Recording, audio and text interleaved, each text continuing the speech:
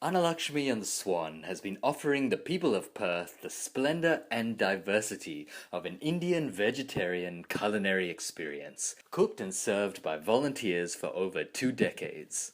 Annalakshmi runs with the unique concept of eat as you like and pay as your heart feels, following the ancient Indian adage, "The guest is God."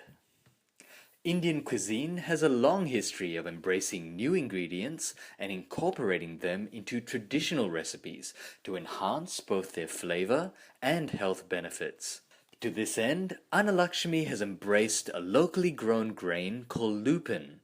Western Australia is the largest producer of lupin in the world, which is hailed as a superfood, surpassing our own conventional pulses in terms of its protein and fiber content, whilst maintaining a low GI. Working closely with Kuru Seeds, a local producer of a variety of lupin products, we have the pleasure of showing you a short cooking demonstration of an Annalakshmi classic, Sriya dosa, which has used lupin as one of its main ingredients. Welcome. Allow me to introduce you to Vasanta, one of the main chefs in Annalakshmi. She will demonstrate lupinta Sriya dosa, that is using lupinta to make dosa. Now the ingredients are 2 cups rice into a bowl. Add half a cup of urd dal and 1 tablespoon, that's 2 dessert spoons of fenugreek seed. Next is the lupinta. Now lupinta splits needs a bit of preparation. Half a cup of lupinta splits. I think you'll need a bit more. Get it to half a cup. The proportions are important.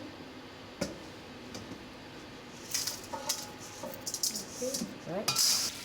Now washing is an important part. If you do not wash it, you'll have a musty flavor to your dosa. Pour away the water. You do not want that water, and then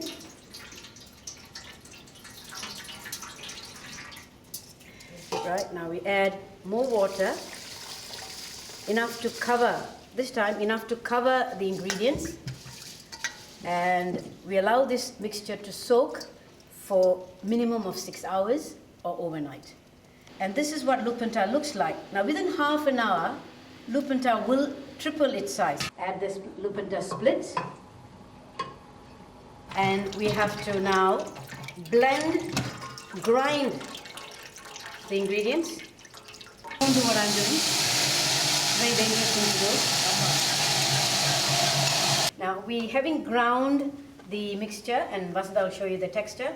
So you've got to grind it to a nice paste and leave it covered in a warm place, and for at least again another 6 hours, Vasudha? Yeah, until it ferments. And until it ferments. Now this is the fermented product. So we have ground it, we have covered it and left it in a warm place to rise.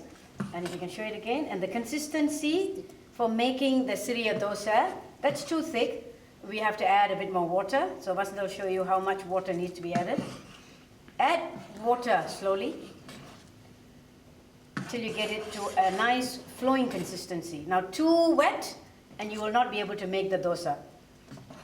Too thick, you'll have a blob, and that will not enhance the flavor.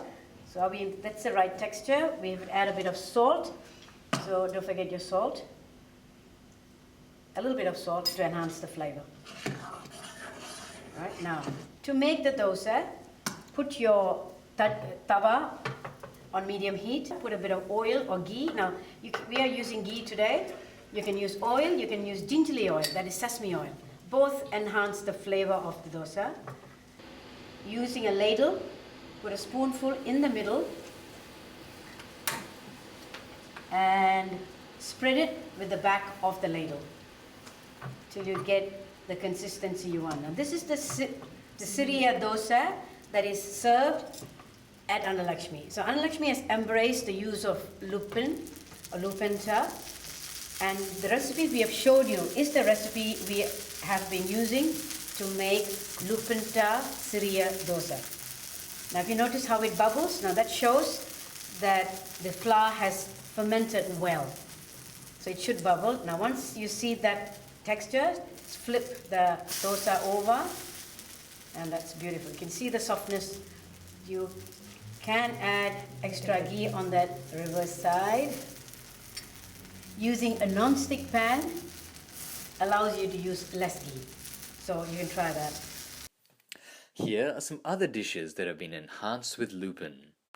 For detailed recipes, please go to our website for more information.